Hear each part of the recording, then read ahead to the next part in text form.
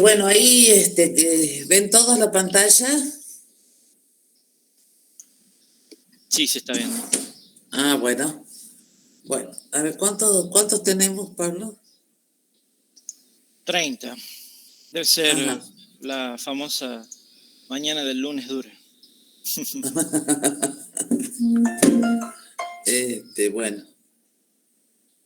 Listo, entonces, bueno, empecemos para, hoy vamos a seguir con la parte de hidráulica fluvial.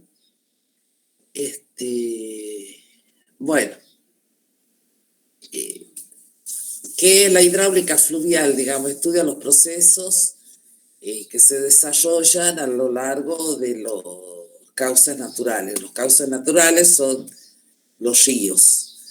Entonces,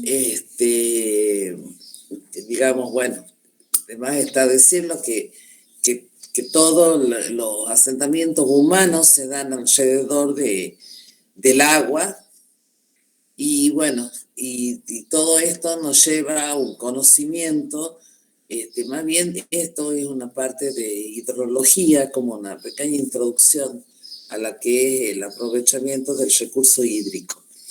Entonces, con los conocimientos podemos resolver problemas y con esos problemas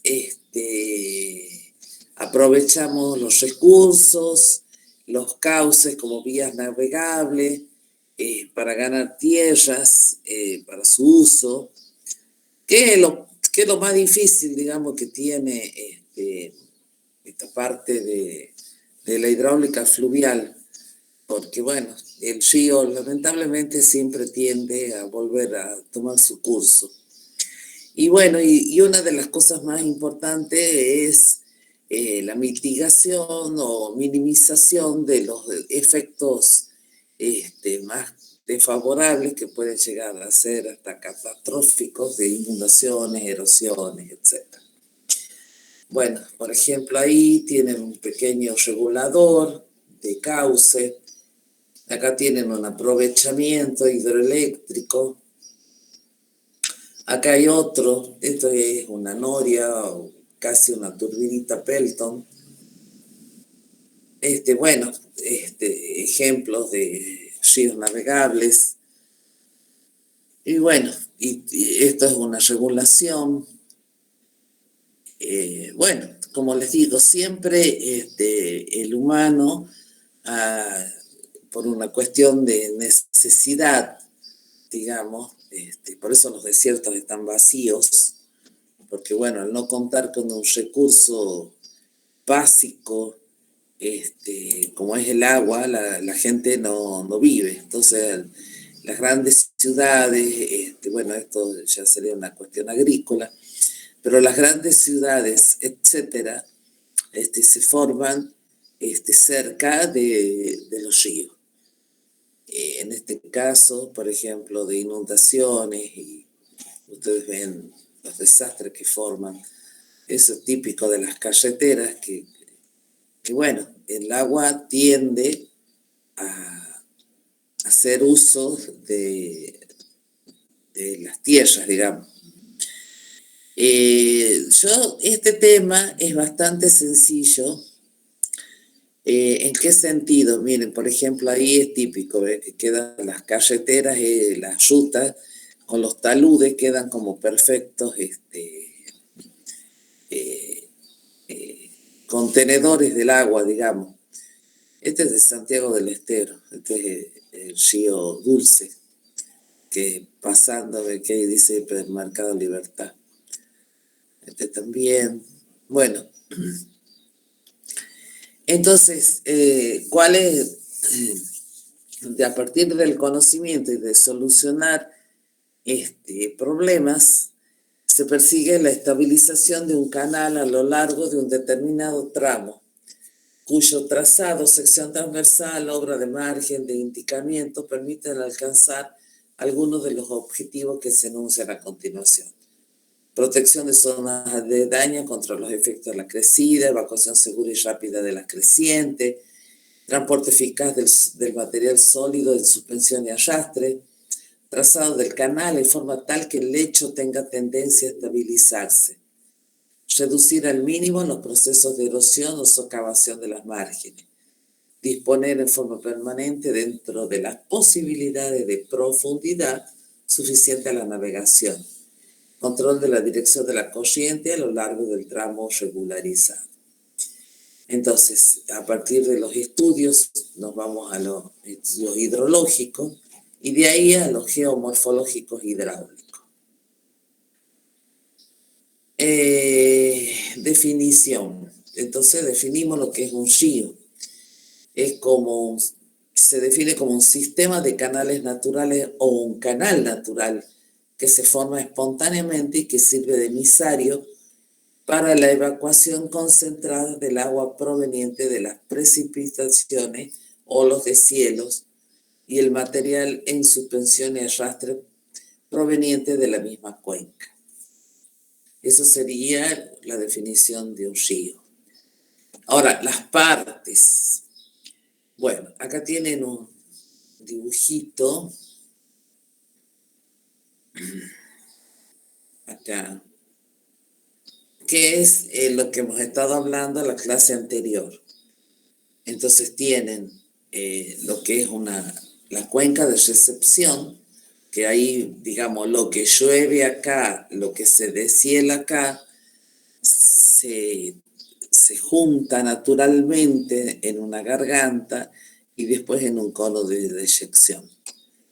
Esas tres, para que ustedes vean, estas tres partes fundamentales del río, lo tienen definido acá. Es la garganta, es la encargada del transporte de los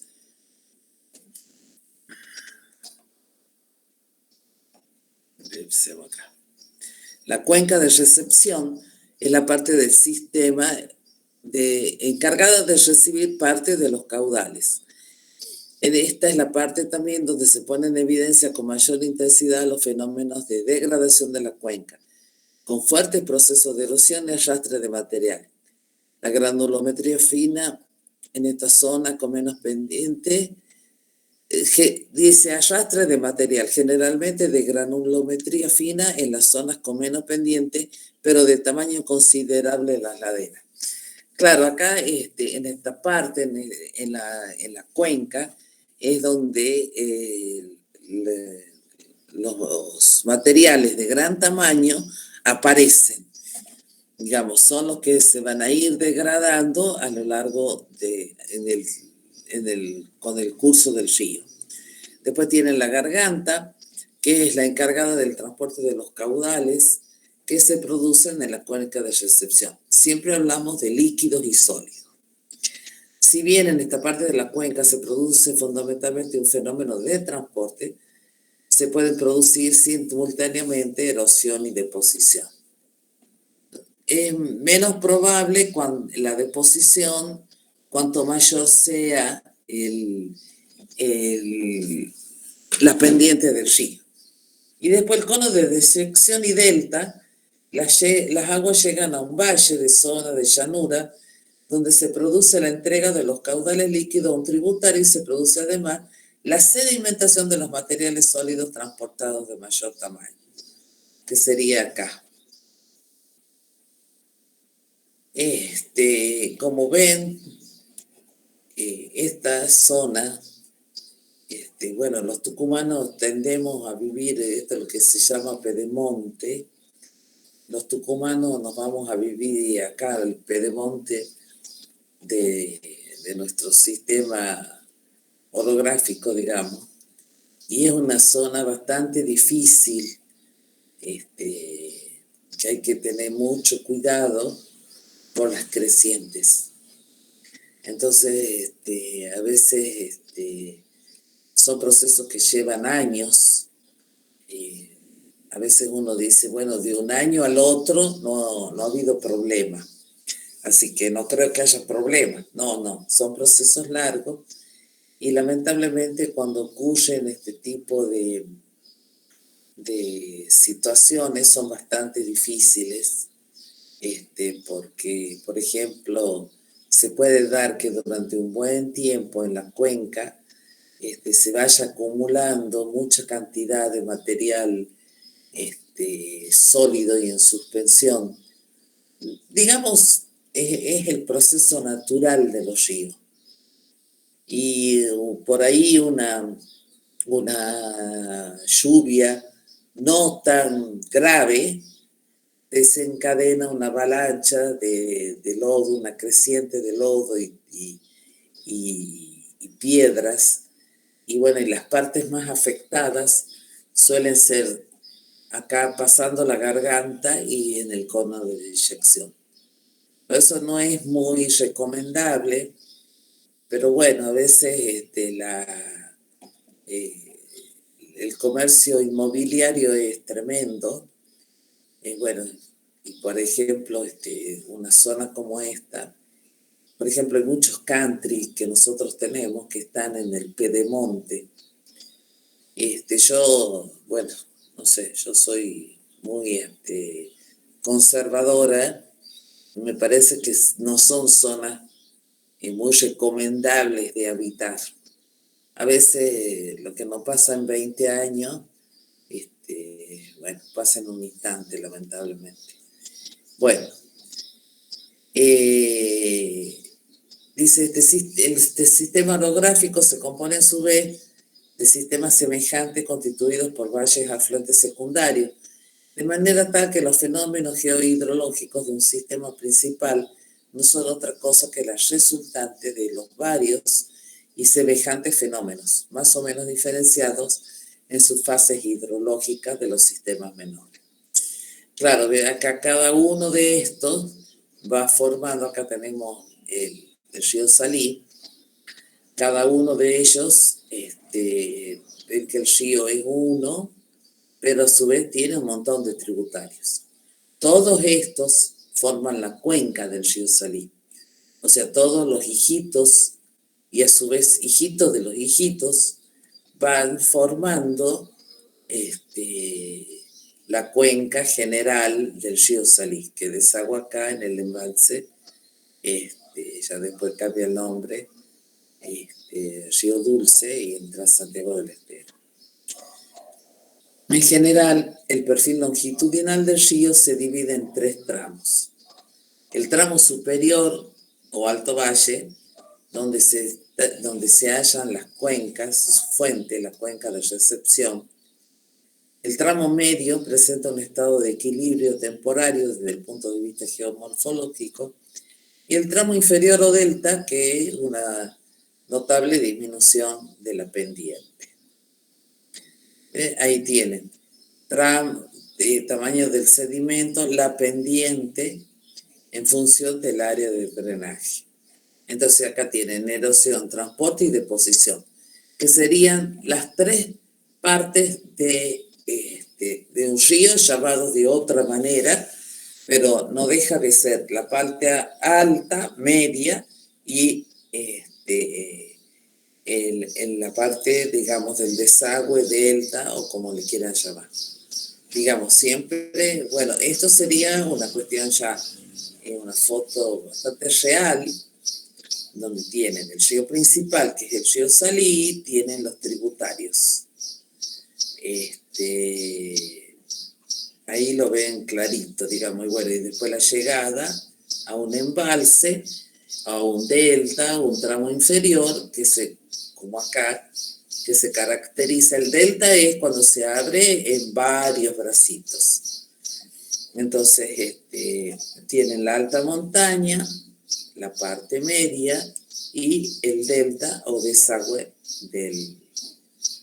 acá lo tienen al revés, de degradación, transporte y el delta para el desagüe. Ahora, ¿cómo se clasifican estas corrientes? Yo sé que esto lo toma bastante el ingeniero Roger en los finales. Les aclaro, estos temas no son tan complicados, son más bien suaves, pero solo es estudio. No creo de que tengan mayores complicaciones a la hora del parcial, y menos, espero que no tengamos casi recuperaciones. Entonces, las clasificaciones Entonces, como siempre, tenemos muchas formas de clasificar algo, que son aplicables a segmentos de un río, ya que las características del cauce pueden variar significativamente a corta distancia y un mismo río puede tener distintas características en distintos tramos del mismo.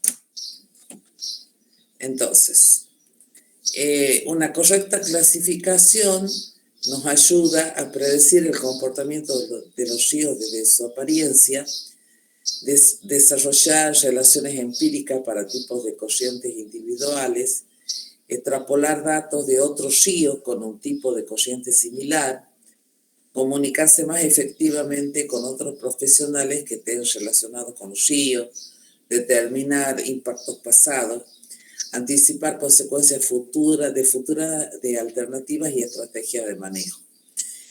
Bueno, ¿cómo se hace todo esto? Bueno, por supuesto, la historia de un río está marcada básicamente por su caudal, por su creciente, por su comportamiento.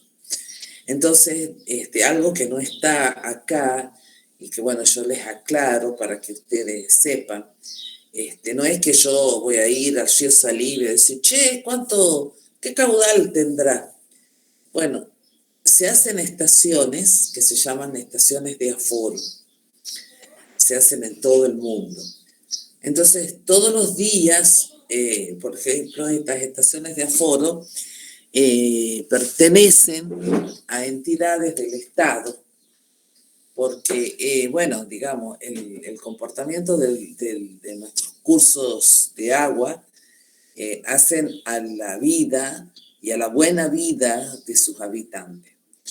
Entonces, todos los días en una estación de aforo, absolutamente todos los días, 3 veces por día, se toma los diferentes parámetros.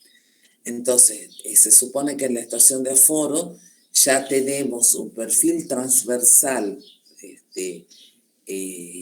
Bueno, ustedes ya han hecho topografía. Entonces se determina un perfil transversal donde va a estar la estación de aforo y todos los días, 3 veces por día, se toma las medidas del tirante y el ancho. Entonces, con el tirante, con el ancho, nosotros ya sabemos qué sección lleva y qué caudal está atravesando. Se toma la velocidad, todo lo que sea medible en un río se mide. Entonces, eso nos da un caudal y a partir de ese caudal que se toma a la mañana, a la tarde y a la noche, nosotros vamos formando el caudal diario. Con la suma de los caudales diarios tenemos los caudales mensuales. Y después tenemos los caudales mensuales medios, tenemos los caudales anuales, tenemos las crecientes. Se puede medir, si se puede medir la creciente, se la mide. Si no, se buscan datos, huellas de esa creciente para después extrapolar con otros métodos que van a ver en hidrología, se puede determinar las crecientes. Y ahí, con esos datos, es como la encuesta del río. Con esos datos nosotros vamos aplicando toda la estadística y llegamos a los caudales centenarios, milenarios y decamilenarios. Entonces, cuando nosotros queremos explotar un río, nosotros necesitamos conocer sus datos y esos son los datos que nos da el agua. Entonces, con esos datos, ustedes, de acuerdo a la importancia que ustedes quieran hacer una obra, por ejemplo, si yo quiero hacer un puente, por ejemplo, quiero hacer un puente para pasar de una margen a la otra, porque los humanos nos comunicamos a través de los ríos, decir, bueno, si es una pasarela, y bueno, ingenieros, ¿qué caudal voy a tomar? Y bueno, tomaré el caudal anual para que la probable creciente no me lleve la pasarela. Pero a medida que la obra va tomando importancia, yo con mi estadística voy extrapolando y consiguiendo datos más precisos. Entonces yo puedo ver que, supongamos, en las estancias hay una confluencia de 3 ríos. Yo puedo decir, bueno, voy a comunicar una parte a la otra de la margen. Y bueno, vamos a hacer un puente de madera. Si se lo lleva a la corriente es barato y lo hago de nuevo. Pero si yo tengo un río, por ejemplo, como el Sena, entonces digo, no, yo no estoy dispuesta a que la primer creciente me lleve el puente, porque lo que yo voy a perder de un lado, la incomunicación de un lado al otro es importante, entonces voy a perder mucha plata. Entonces me voy a una creciente milenaria. ¿Qué quiere decir que es una creciente milenaria? En la estadística, y ya lo van a ver ustedes más adelante, quiere decir que el tiempo de ocurrencia de este probable caudal se da cada 1000 años. Entonces bueno, nadie puede decir si el día de hoy es el año 999, no sabemos. Pero sí, a la historia del río, nosotros la tomamos como una entidad y decimos, mira, esta década milenaria se produjo en el año 1930. Entonces tenemos 1000 años, o sea que hay una probabilidad al 2030 de que vuelva a ocurrir. Si yo estoy en el año 21, quiere decir que dentro de 9 años es muy probable que se repita la del año 1930. Entonces buscaré un caudal mayor para hacer mi obra. ¿Se va entendiendo? Sí, ingeniero. ¿Sí? Bueno, por lo menos un poco más entretenido que la vez pasada. O ya se han ido a dormir, porque ustedes siempre tienen pretexto para dormir. O empezamos muy temprano a la mañana, o empezamos muy temprano a la siesta. No sé qué es lo que prefieren, dormir a la mañana o a la siesta. Pero bueno, les voy contando como para que ustedes sepan de la importancia de empezar a estudiar lo que son los cauces naturales. Ni de qué hablar si hacemos una presa. Una presa es una obra importante que se hace sobre estos ríos. Entonces ya hablamos de caudales decamilenarios, o sea, los caudales que podemos contener con su aparición en 10.000 años. Bueno, sigamos.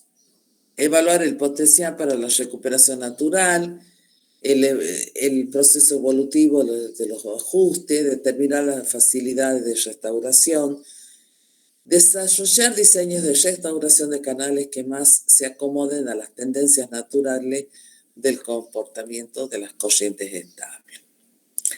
Bueno, vamos a otro criterio para la clasificación de los ríos. Los torrentes de montaña, ese es uno, son cursos de agua de gran velocidad, con gran pendiente, que poseen a menudo una sucesión de saltos y rápidas controladas por grandes bloques de piedra. Los procesos de erosión y deposición se dan generalmente en creciente fuerte. Bueno, y aquí le faltaría un detalle, que es decir, que tienen, por lo general, un tirante pequeño. Entonces son de tirantes pequeños, de alta velocidad, con gran pendiente y que poseen sucesión de saltos y rápidos controlados. Esas serían las características de un torrente de montaña. ¿Ve? Que sería muy parecido al río Los Sosa que baja de Tafí del Valle. Conos de deyección. Se presentan cuando un torrente de montaña emerge a un valle de menor pendiente son lugares de deposición caracterizados por material aluvial grueso y un patrón de múltiples e inestables canales sujetos a frecuentes elevaciones o abulsiones. El canal principal está a menudo sobrelevado con relación al nivel general del terreno. Por ejemplo, acá. Esta parte sería el cono de deyección.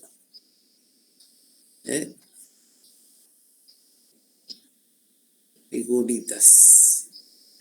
Los ríos torrentosos, los trenzados, generalmente se presentan en la alta, media, alta de la cuenca, en la zona alta o media alta de la cuenca. Consiste en una red de cursos de agua entrelazados con barras e islas inestables. Son inestables por la pendiente. El material del lecho consiste generalmente en piedra, bola y grava, y aunque también se pueden encontrar con lechos de arena. El transporte de material tiende a ser alto, especialmente en la época de creciente.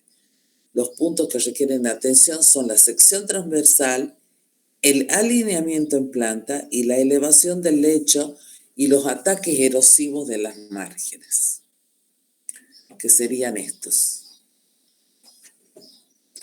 Entonces, el trenzado, que es este, tiene pendientes altas, más potencial de flujo alta, más material de lecho grueso, porque justamente tenemos pendiente. Ve, ahí se forman estas pequeñas islas que son bastante inestables, que son estas que están acá. Son bastante inestables. Acá tienen planta otro. Bueno, otro. Los arroyos, que este tipo de corrientes se encuentran en zonas desérticas, las cuales están secas la mayor parte del tiempo, pero llevan grandes caudales de agua y elevadas cantidades de sedimento en ciertas condiciones de creciente. Debido a la elevada cantidad de sedimentos que transporta, se puede producir una rápida deposición de los mismos cuando la velocidad de corriente se reduce por azudes, presas u otras obras. Esos son los famosos ríos, por ejemplo, como el río Muerto, el que está en San Javier. Ustedes pasan y, vos decís, acá no hay ni una gota. Bueno, hasta que no viene la creciente. Ríos aluviales meandrosos. Meandroso es un sinónimo de sinuoso. Forman meandros. Generalmente se dan en zonas bajas y medias bajas de la cuenca.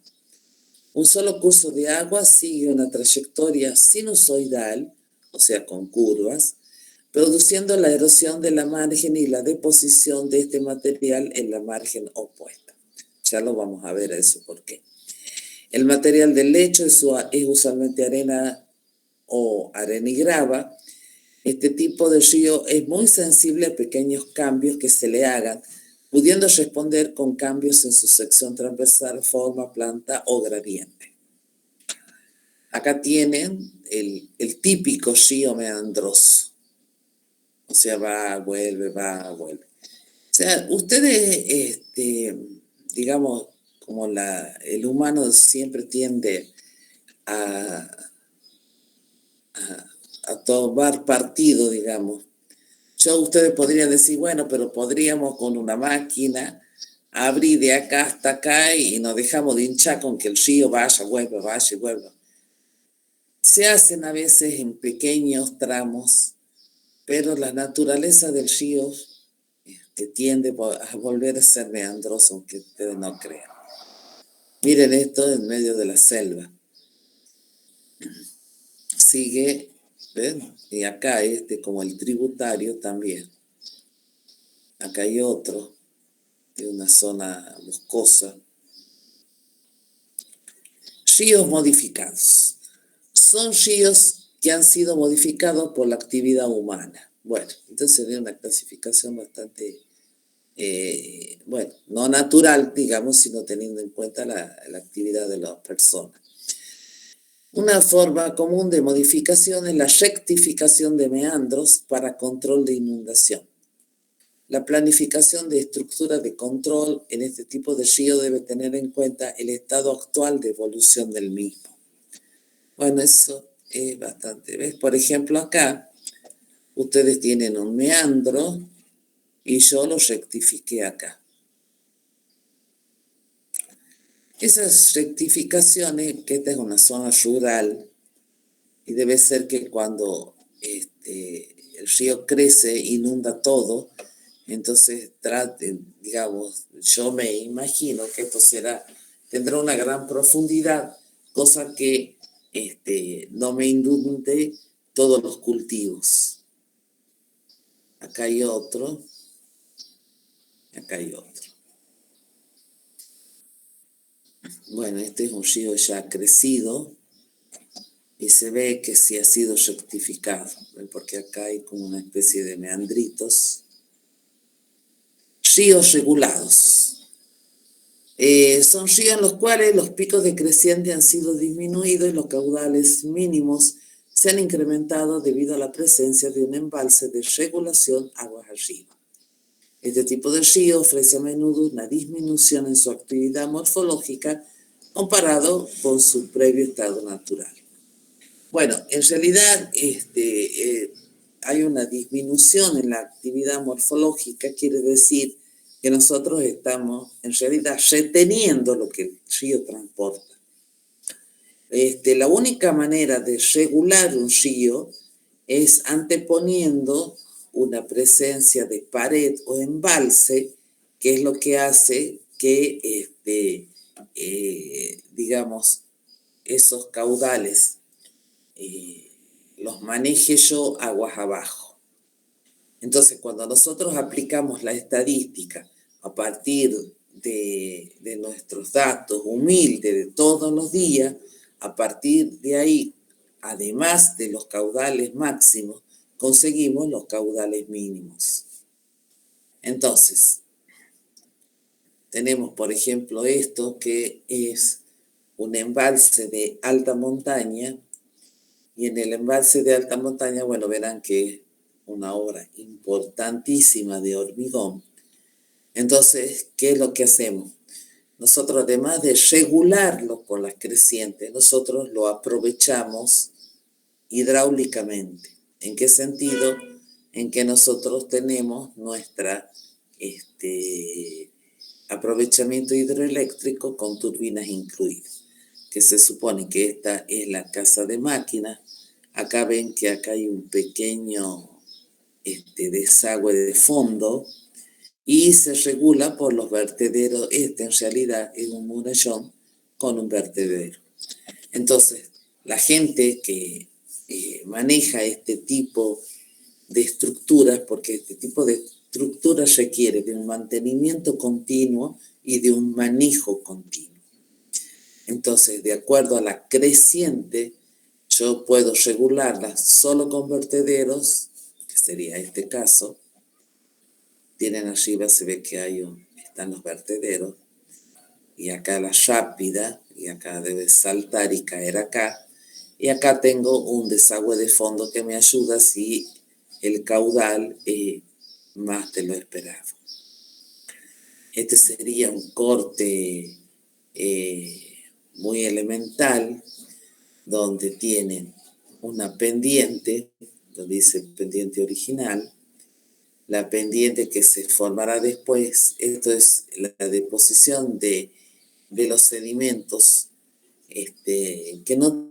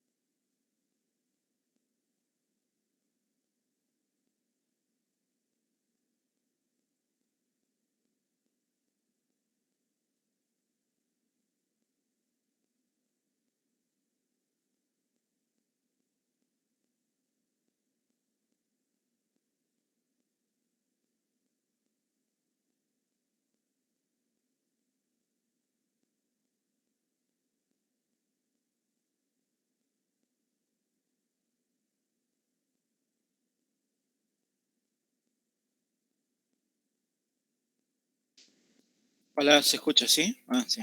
Bueno, nada. Hola Esperemos Pablo. a que vuelva la Inge. Pablo, Hola. me pregunta, ¿Sí? ¿han dado la fecha del parcial, del segundo parcial?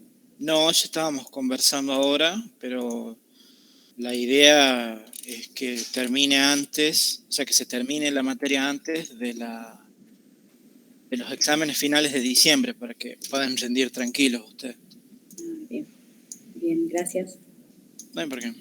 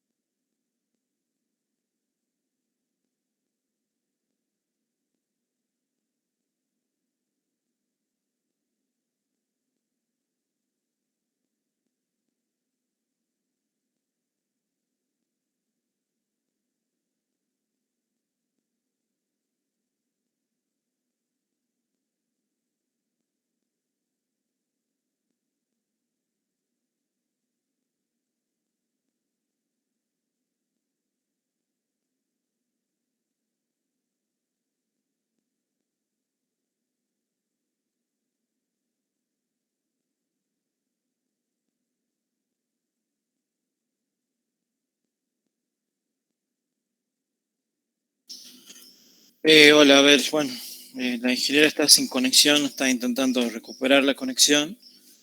¿Quieren preguntar algo? ¿Tienen alguna duda de lo que vamos viendo?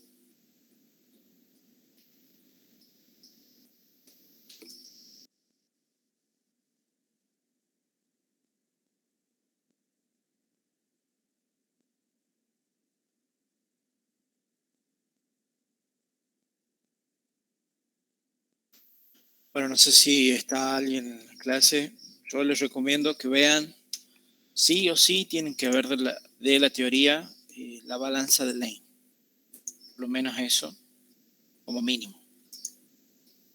Así ¿Cómo es, que, Pablo? Balance de Lane. sí, así se llama. Es una balanza que vos analizás en base a los... Es una balanza, es un concepto teórico, no es una balanza, o sea, no es algo físico, una balanza física que mida pesos, sino que es un concepto teórico con el cual vos analizás en función de las diferentes características que analiza, por ejemplo, el diámetro de las partículas, son 4 parámetros los que se ven, la pendiente de fondo y todo esto, para ver si hay una degradación o una erosión, si lo quieren llamar así, del fondo del cauce, o una deposición de sólidos. Para eso sirve básicamente. No es directa, o sea, no es lineal, no es que si aumenta la pendiente va a aumentar la energía del cauce y va a haber erosión. No es lineal, hay 4 parámetros que intervienen y bueno, en base a eso van viendo. El caudal líquido también interviene, bueno, qué sé yo. Después, ¿qué más? Los tipos de río, vean su característica. Hay dos muy específicos que son los anastomosados y no me acuerdo ahora el otro nombre. Siempre los comparan. ¿Qué más? Bueno, lo de transporte de sedimento, de lo del ábaco de Shield, cómo funciona, todo esto que, bueno, hemos visto muy superficialmente, ya lo veremos en profundidad, pero como para que tengan en cuenta, esas son las cosas básicas que tienen que ver. Y bueno, no se olviden, siempre tengan en cuenta que es importante esto, el tema de los ríos. Mucha gente que se lo toma a la ligera y la verdad que no es así. Sí han visto la clase pasada cómo la modificación a ver, la unión de un río con otro, el cual no se conectaba de ninguna forma, ha generado un desastre natural, porque es un desastre eso, lo de la Madrid, de qué manera ha crecido, tiene un crecimiento exponencial el lecho del cauce. Es muy probable también que en cuarto, en la segunda parte en hidráulica aplicada 1, con la ingeniera Eve, David Aguirre y la ingeniera Florencia Nani, vean el mismo caso, que es muy significativo, la verdad, como para que vean que de un año al siguiente ustedes tenían un río, se pueden imaginar, de tal vez 5 metros de ancho, o sea, ya había empezado a crecer, de 5 metros de ancho con barrancas de 1,5, al año siguiente a pasar a ser de 30 metros de ancho por casi 3 metros de barranca y así sigue creciendo. O sea que se ha generado por la imprudencia de gente que no sabía lo que hacía realmente, han generado un desastre. Imagínense, ustedes vean, si quieren, tienen ahí grabada la clase, vean la imagen de cómo afecta, que hay campos agrícolas, o sea que están afectando ya a productores. Bueno, nada, es un desastre natural y económico, porque está afectando gente. Así que no se lo tomen a la ligera, es importante. Yo he visto hace un año aproximadamente algo parecido, no en la misma escala, que en un río de montaña, en la zona de Tafí Viejo, un arquitecto quería hacer un puente, no hizo un puente, hizo una pared de tierra para cruzar de un lado al otro. Claramente la creciente del río se la ha llevado a esa pared de tierra, o sea que lo ha tirado, pero o sea, se imaginan ustedes como un vertedero. Comienza a crecer el nivel con el crecimiento del nivel, y acá entran los conceptos de suelos, para los que estén cursando, se ha producido, o sea, levanta el nivel de agua y imagínense que llega el agua a lugares donde antes no llegaba. Entonces, se ha producido lo que se conoce como un lavado de arcillas, o sea que ha filtrado el agua en el terreno y se ha ha arrastrado todas las partículas de arcilla, generando socavación hacia las márgenes y así empezando un proceso de erosión hacia las márgenes, agrandando el río. Por suerte sé que ahora le van a hacer unas obras desde una repartición pública, pero bueno, nada. Espero que tomen conciencia de que no es así nomás, no sé, los ríos no se tratan así nomás. También le quería mostrar una foto del río Lules, donde en la crecida del 2018, me parece que fue, el río quiso, digamos, adoptar la forma de meandro, o sea, se hizo una curva, se fue hacia el costado y comió parte de la ruta. Si es que alguien conoce, bueno, creo que me estará entendiendo. Comió parte de la ruta y luego lo que hicieron desde Vialidad es pagarle, no importa, la empresa eso no se preocupan, pero pagó para que se haga una obra de encauzar el río, sería tratándolo de llevar hacia la otra margen de forma recta, o sea, queriendo cortar esa curva del río. Bueno, ahora no la tengo a mano la foto, pero se pueden imaginar, pues, para que se imaginen, el río sí, bueno, empezó a seguir ese rumbo nuevo que le dieron, que era un tramo recto. Pero con el tiempo, el río hace lo que quiere, el agua hace lo que quiere, no se olviden, no va a hacer lo que ustedes quieran, a menos que lo estudien bien. Esa nueva traza que le dieron al río, que fue de manera recta, se perdió, porque el río volvió a formar la curva y nuevamente está justo al lado de la ruta. Entonces, era muy probable que el estudio técnico, que yo no sé si se hizo o no, esté indicando de que haya que hacer una protección de márgenes y no una nueva traza del cauce, llevarlo por donde ustedes quieran. Pablo, ya estoy yo, ¿no? Bien, bueno, no sabía. No, lo que te quería acotar a lo que estabas hablando, estoy escuchando. He tenido que reiniciar el equipo, sí estaba con internet, pero bueno, se cortó, así que reinicié el módem. Dije, les pido disculpas, pero he quedado hablando sola no sé cuánto tiempo. Está bien, no hay problema. Tiene esas ridiculeces que nos pasan acá. Bueno, lo que te quería acotar a lo que vos hablabas del río Lules, es lo que yo les decía, que cuando vemos, no sé si es que han llegado a alcanzar a ver la parte de los ríos rectificados, o sea, cuando se rectifican los meandros, suelen ser temporarios, porque el río siempre tiende a volver a su cauce. O sea, hay que tener mucho cuidado porque, por ejemplo, bueno, años les ha llevado a los porteños evitar que la boca se inunde. La boca es la boca del río de la Plata, digamos. Entonces, tiene mucho terreno ganado al río. El humano avanzó sobre el río.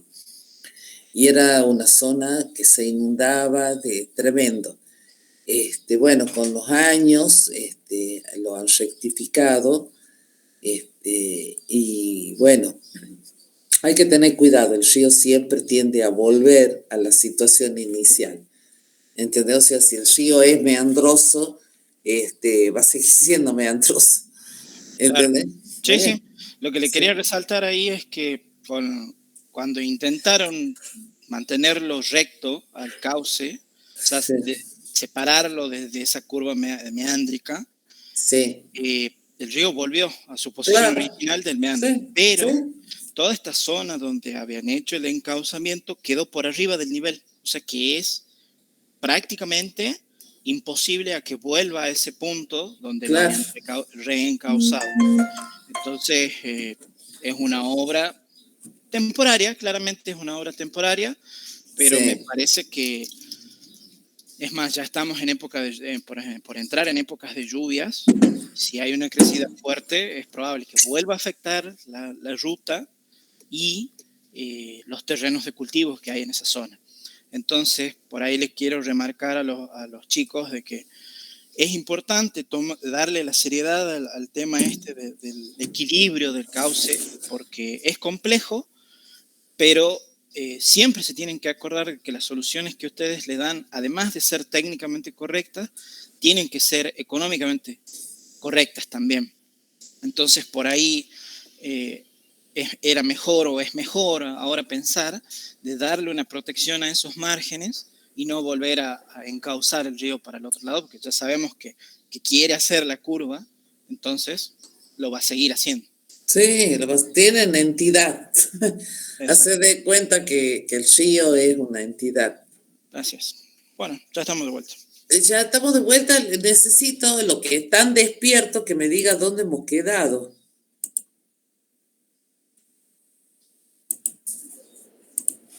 Ingeniera, ya pasamos lo de los ríos regulares, los rectificados, modificados.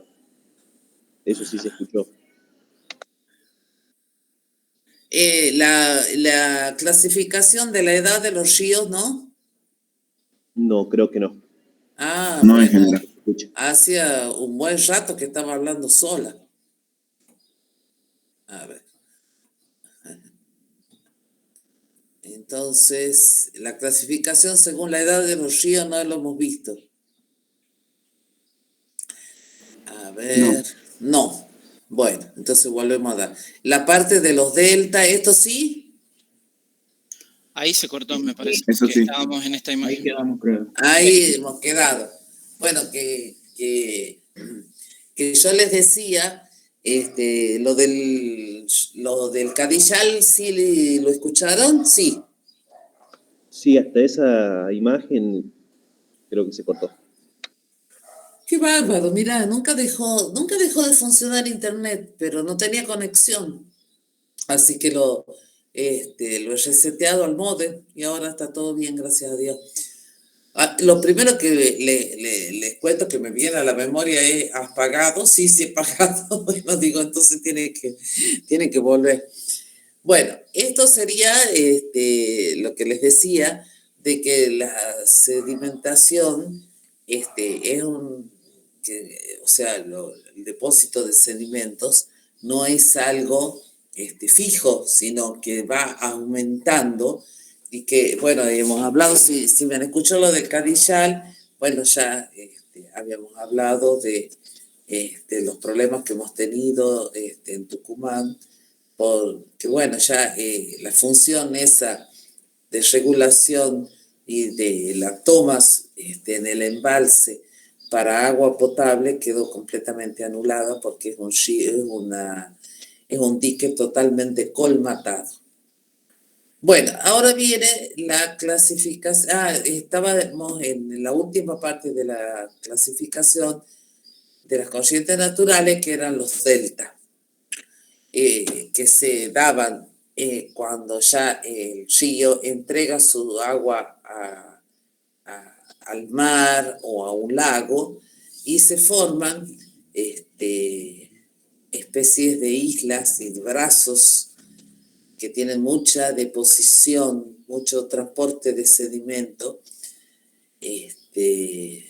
Bueno, tienen los deltas, los más famosos de Sudamérica, el delta del río Paraná y el del Orinoco en Venezuela, desaguan al mar formando esos deltas.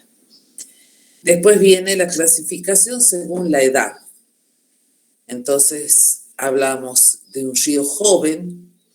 El estado de juventud está determinado por la erosión vertical, corrientes no gradadas, y se caracteriza porque se encuentran en zonas de alta montaña, la pendiente es alta, la erosión del fondo es importante, existen tributarios cortos y rectos, sección transversal en B, porque bueno, profunda, llanura de inundación probablemente desarrollada, pobremente desarrollada, rápidos y cascadas y pocos o nulos meandros. O sea, es el típico río de alta montaña, que es como ven.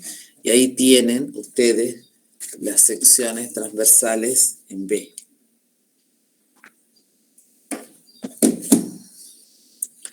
En un río maduro, en el estado de madurez, la erosión lateral es muy importante y las corrientes son gradadas. Se caracterizan por, presentan en valles amplios, tienen pendientes bajas, la erosión de las márgenes ha reemplazado la erosión de fondo, o sea, tienen una sección transversal más estable. ¿Ves? Son estables. La sección transversal en cada tramo es capaz de transportar la carga de sedimento en todo su recorrido. Un drenaje bien integrado. Existe una llanura de inundación con muchos meandros y ancho vale equivalente al ancho de la onda del meandro. ¿Ves? Son estos tipos de ríos maduros. Acá es donde se propicia también zonas de cultivo, porque tienen asegurado un caudal más estable. Después la vejez, la erosión lateral domina el estado de vejez. Las corrientes son gradadas cerca de un nivel base y se presenta poca erosión. Prima la depositación. Algunas de las principales características son valles amplios y planicies, cuyo ancho 15 a veces mayor que el ancho de los meandros, amplia llanura de inundación, con altos sistemas de meandros. Las pendientes son muy bajas, bajas colinas, bajas pendientes del valle. Se forman de depósitos naturales de sedimento a lo largo de las márgenes. Se encuentran en amplias planicies y pantanos en las zonas vecinas a las márgenes del río. Los ríos viejos no tienen rápidas ni caídas, pero cerca de ellos puede haber lagos en formas de cuerno o herraduras que son restos de meandros abandonados y que se cortan en forma natural. Y acá me parece que es bastante parece como el Amazonas. El Amazonas es el río más caudaloso del mundo. Tienen la juventud, la madurez y la senectud del río. Y esta clasificación del tipo de cauce con la relación entre diámetro y pendiente y el número de fruit. Esta clasificación de Gracia y Massa es bastante interesante, porque tienen de alta montaña, de faldas de montaña. O sea, los ríos, en definitiva, se clasifican según el autor. Entonces ustedes pueden decir, bueno, el río puede ser joven, maduro, viejo, de alta montaña, de falda intermedia y planicie, pero en realidad siempre está asociado a tres grandes etapas de los ríos. O sea, el río de alta montaña, que le podemos llamar de distintas formas, el área de captación, como ustedes quieran, de acuerdo a los autores y de acuerdo a las características que tomen. En definitiva, terminamos siempre en lo mismo: la alta montaña, la media y el desagüe.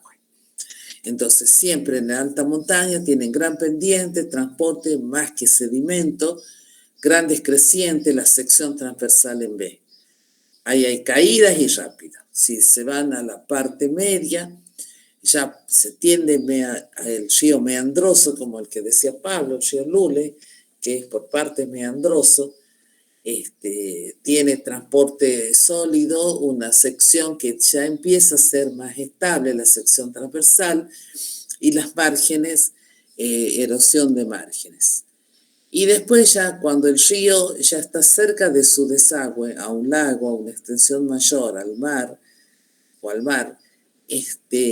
ya es muy caudaloso, no presenta rápidos, ni cascadas, ni mucho menos, y el transporte sólido es básicamente sedimento. Entonces, el cauce es arenoso.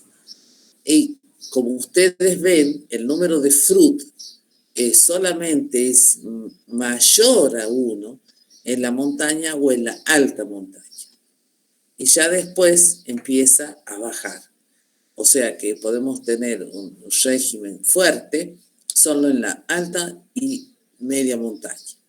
Y después ya el régimen ya pasa a ser débil, porque la pendiente también es débil. ¿Alguna duda hasta ahí?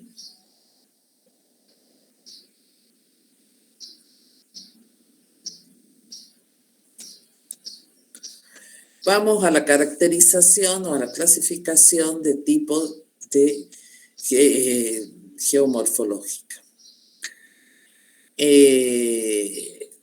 Decimos que la acción del agua y los sedimentos transportados por el río y su interacción con la topografía de la planicie por la que discurre el tipo y las características del material constituyente del lecho y de sus márgenes, así como la vegetación de su ribera, caracteriza la morfología de una corriente aluvional.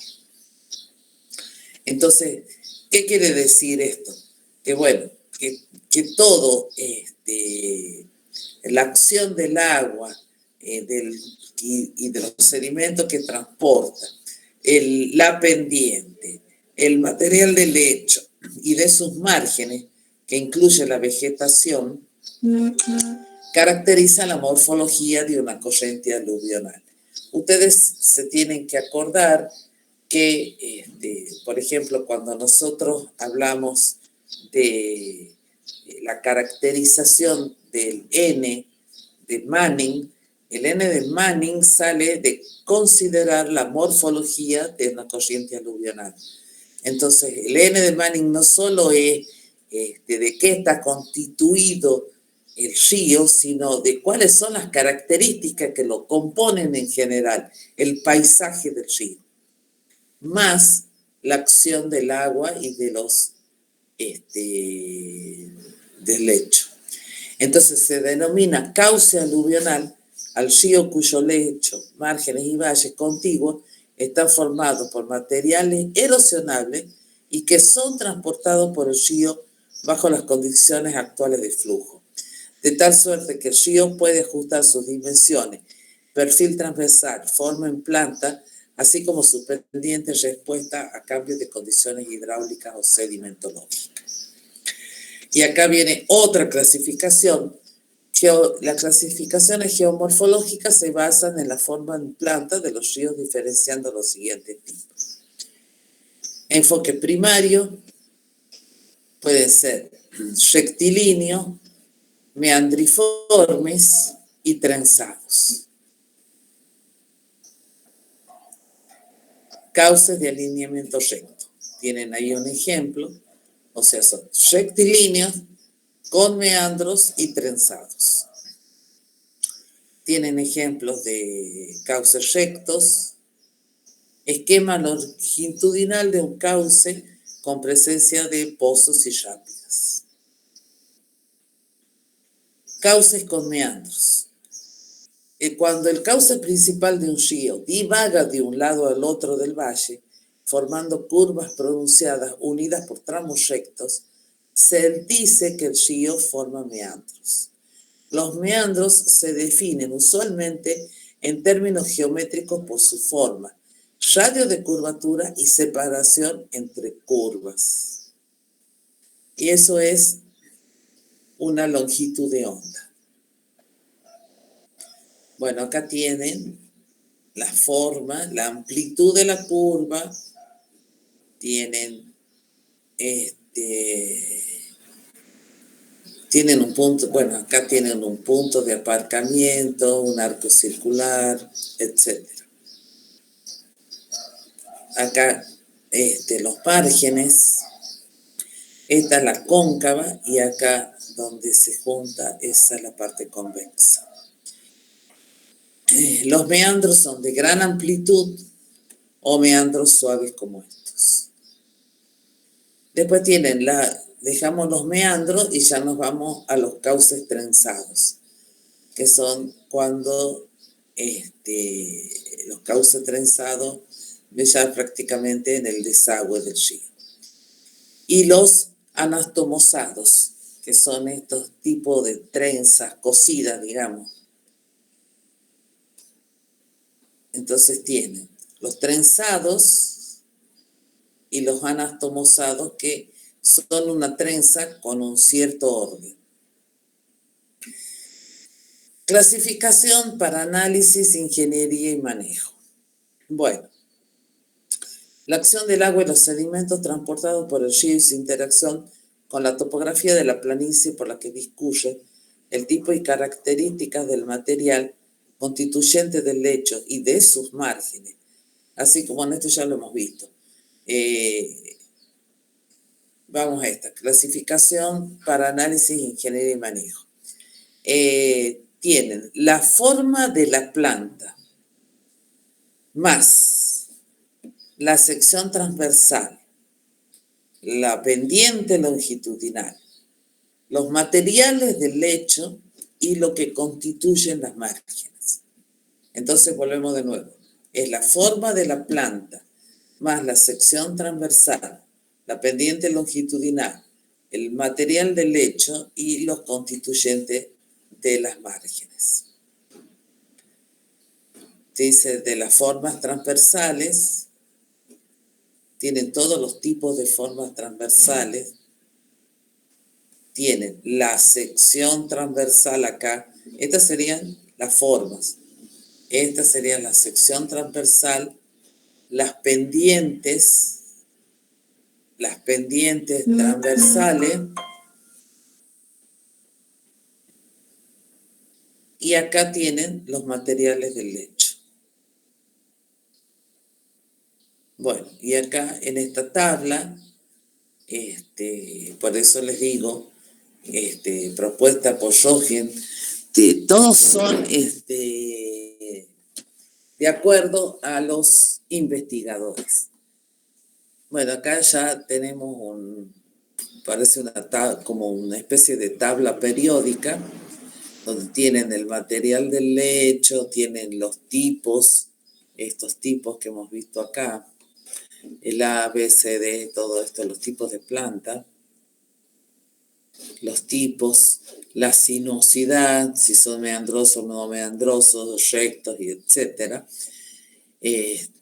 Acá tienen las características hidráulicas y acá las relaciones, ¿ves? Dice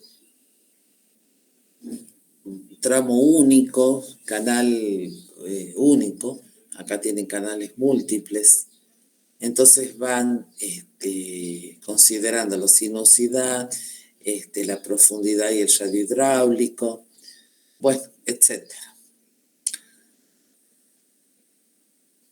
Veamos. Después viene la hidrodinámica y geometría de los cauces fluviales, el carácter tridimensional del escurrimiento fluvial, teoría del no paralelismo. Dice, la teoría de la escuela del no paralelista podría condensar en los siguientes postulados. Incluso en un canal rectilíneo, el agua no corre forzosamente paralela a los costados del canal. Eso es verdad. Las corrientes transversales engendradas en tales condiciones no suponen un movimiento desordenado, sino sujeto a ciertas leyes que determinan la aparición de varios sistemas espirales de flujos coexistentes en el mismo cauce. Estas corrientes afectan el régimen de transporte de sedimento y son quizás las principales y verdaderas causas de la suspensión del sedimento. Estas mismas corrientes a su vez son afectadas por el sedimento en suspensión como el sedimento de fondo. Este es el cauce inicial, 3 horas después, 6 horas después, 10 horas después, en la dirección de la corriente. Ven, esto, lo que vemos ahora, son las características del movimiento de agua en los cauces naturales. Ustedes si tienen un cauce, supongamos que el río sea recto, el agua se ha determinado mediante años de estudio que el agua circula en dos circuitos, le llamemos así, que son estos que están acá, estos. Son dos como hélices que giran en el sentido horario. O sea, si ustedes se dan cuenta, las flechitas giran en sentido horario. Ese sería la forma real que se transporta el agua. O sea, el agua no se transporta en un río o en un canal como ustedes se imaginan que es todo de láminas paralelas al fondo del canal y recto. No, no es así. Son como hélices, son dos hélices que giran en el sentido horario. Ahora, ¿qué pasa cuando este río, por ejemplo, este río viene en este sentido, cuando el río se acerca o forma una curva? Esas dos hélices van transportándose, esto es otra cosa, estas dos hélices se van como estas serían las hélices de la parte rectilínea y a medida que empieza a girar el cauce, o sea, va doblando como en un meandro o en una curva, esas dos hélices se transforman en una sola. Entonces ustedes tienen corte A, B y C. Entonces se darán cuenta que en el corte B, que es cuando ya empieza a girar, tienen una de esas hélices va tomando mayor tamaño que la otra, hasta que finalmente, cuando gira el río, se produce solo una hélice que tiene la particularidad de socavar la parte externa y depositar en la parte interna de la curva. Entonces, socava y deposita, socava y deposita. Esta sería una característica, digamos, típico de los ríos y que nosotros, cuando ustedes observan la parte interna de la curva, la van a ver con mucho depósito.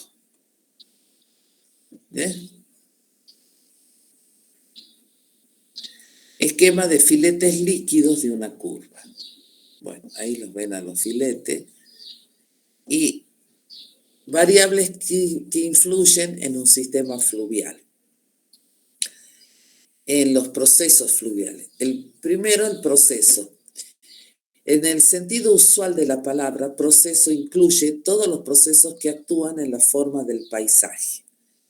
Entonces, ¿cuál es la función principal? Fluir del agua. La estructura. El término se aplica no solo a los diversos tipos de roca, sino también a su diferente carácter erosivo, la influencia de fracturas y fallas y toda estructura geológica y su distribución de la cuenca. El estado, el pasaje del tiempo y el cambio en el carácter del paisaje es referido como el estado del desarrollo del paisaje. Principios de equilibrio y estabilidad. Un río transporta sedimentos en un cauce constituido por materiales erosionables, tiende a modificar sus variables geométricas hasta alcanzar un estado de equilibrio. Reducido a lo esencial, el concepto de equilibrio implica que un canal de ancho, tirante y pendiente, y tal vez forma de planta, estables se pueden expresar en función de las variables de control. ¿Cuáles son las variables de control? Caudales, materiales constituyentes de las márgenes y aportes de sedimento. Entonces, volvamos a leer esto que es importante. Un río que transporta sedimentos en un cauce constituido por materiales erosionables tiende a modificar sus variables geométricas hasta alcanzar un estado de equilibrio. Bueno, es un estado de equilibrio en un río, es un estado que tiene un tiempo, no es infinito, sino que es un tiempo. Reducido a lo esencial, el concepto de equilibrio implica que un canal de ancho tirante y pendiente y tal vez forma de planta estables se puede expresar en función de las variables de control, caudal, material y aporte de sedimento. Eso es una cosa. Por otra cosa, por otro lado, vamos a tomar los conceptos de grados de libertad. Entonces, un grado de libertad, el sistema se define con una sola ecuación: el flujo uniforme no caudal con márgenes rígidas. Ese sería un grado de libertad. 3 grados de libertad: un flujo uniforme en canales o caudales con fondo y márgenes movibles necesita más ecuaciones para poder describir su comportamiento. En este caso, 3. Para un dado caudal, el tirante se establecerá dependiendo del ajuste de la pendiente y el ancho del canal, que a su vez dependen del caudal de agua, que realiza el canal mediante la movilización de sedimento. Entonces, un cauce tendrá 3 grados de libertad.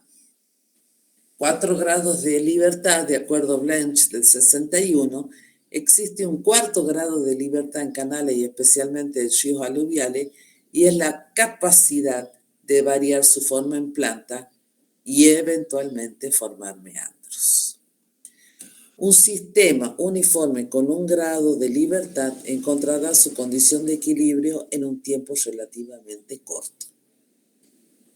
Sin embargo, a un sistema con mayor grado de libertad le tomará un tiempo, o capaz que no lo alcanza nunca. Porque, digamos, un sistema de un grado de libertad puede ser un canal construido por nosotros, los humanos, o puede ser un río rectilíneo con roca que digamos toma la condición de no erosionable. Este sería un sistema con un grado de libertad. Es lo que nosotros construimos con 2 grados de libertad.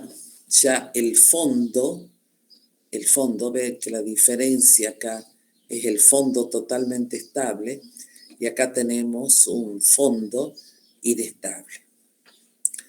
Con 3 grados de libertad tenemos fondo y margen inestable.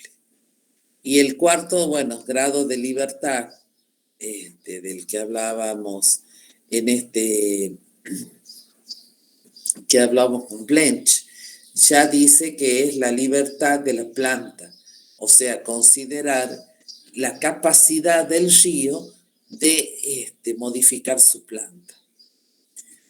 Ahora, controles hidráulicos y geotécnicos. El caudal líquido, que es el caudal de formación, y el caudal sólido. El caudal líquido, es el agua, y el sólido es la cantidad de sedimento que puede transportar. Tamaño del material constituyente del lecho, si es roca, si no es roca. Materiales constituyentes y vegetación de margen, o sea, lo que hace al paisaje. Y el caudal, que sería volumen sobre tiempo, varía a lo largo del tiempo, y por lo tanto el caudal sólido y las concentraciones volumétricas asociadas también variarán con el tiempo. ¿Por qué? Porque tenemos que las concentraciones del caudal sólido sobre el caudal líquido también variará por el tiempo. En virtud de ello y para fines de diseño, es necesario considerar un caudal único que represente a la serie cronológica de flujo. Este caudal comúnmente se llama caudal dominante.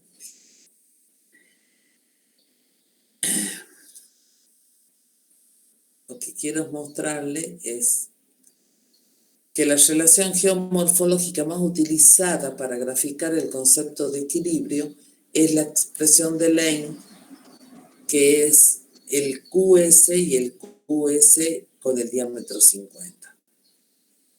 El caudal, entonces tenemos el caudal, la pendiente, el caudal sólido y el diámetro medio del material constituyente del lecho, que es el diámetro 50. Y esto nos lleva, bueno, no les quería mostrar esto. Les quiero que pasemos a esta parte, que es el diseño de canales estables. Esto sería un diseño, digamos, que no es el método que nosotros hemos utilizado en mecánica de fluidos, sino que es un diseño que se realiza mediante la aplicación de relaciones empíricas obtenidas a través del análisis estadístico, basado en observaciones directas de parámetros geométricos e hidráulicos en canales que funcionan adecuadamente luego de un tiempo de operación prolongado. Es decir, que se encuentran en una condición de equilibrio dinámico o régimen. Entonces sería el diseño de canales a través de un análisis estadístico en una condición, cuando se cumple una condición de equilibrio. Entonces, las ecuaciones del régimen, tenemos el perímetro, que es A0 por D A1 por Q A2, el radio hidráulico, tienen H igual a tanto, y la pendiente. Esta es la ecuación de Lacey, y tienen distintas, digamos, tenemos distintas ecuaciones según los autores. Y esta es una ecuación para el ancho. Tienen para el radio hidráulico y tienen para las pendientes. Volvemos de nuevo. Esto es una propuesta de diseño de un cauce que se encuentra en equilibrio aplicando solo estadística y de acuerdo a distintos autores. Yo creo que por hoy es bastante, bueno, acá tienen con las mediciones y tienen la ecuación de Lacey. ¿Alguna duda? ¿Quieren que veamos otra cosa?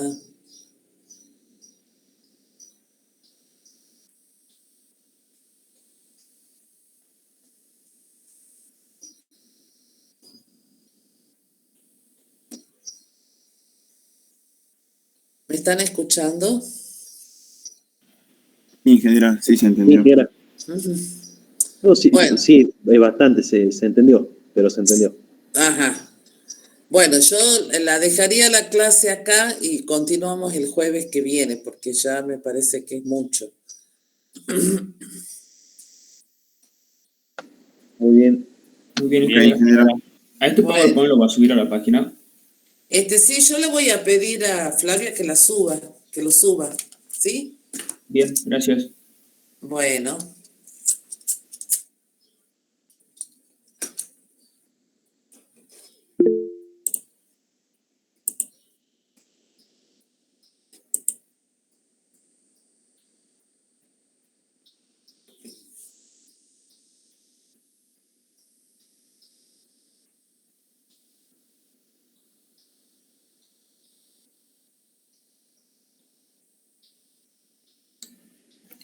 Hasta el jueves, ingeniera. Mariela, después te voy a mandar un mensajito por privado. Bueno, Dale. hasta luego.